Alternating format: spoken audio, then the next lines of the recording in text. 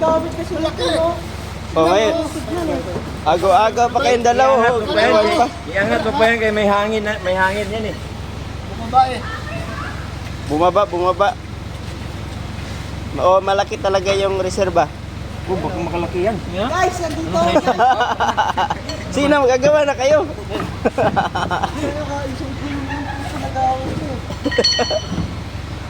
Nag-aaway pag sino magkabit eh. Yawa, no?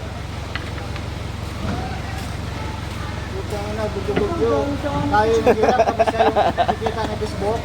Ikaw na buti ng bigyan. Guys, nag-ayos kami guys! Baka nakalimutan mo, may Republic, may Masiam.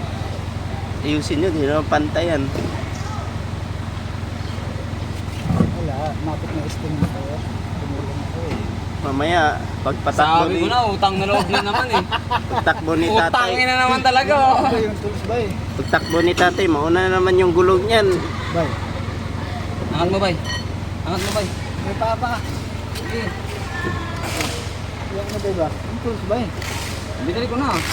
May sabi ko sa'yo, huwag na eh.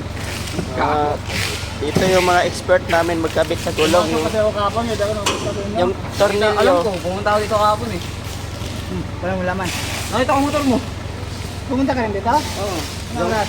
yung tornilyo, di na kailangan gamitan ng ano, Mga hapon ha? kamay lang paghigpit yan. Okay. Nakita pa nga kita kagabi.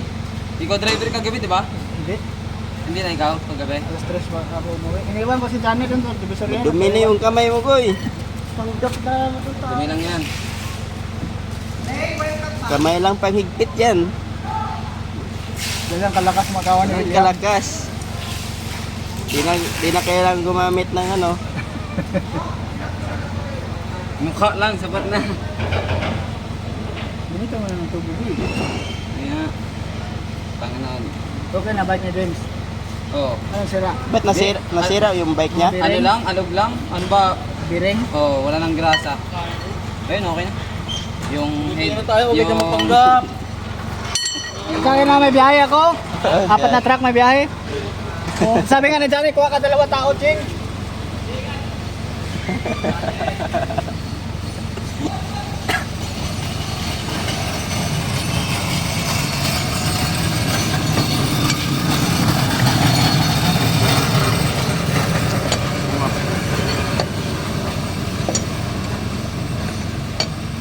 Sana yung kabila, may bitak din eh.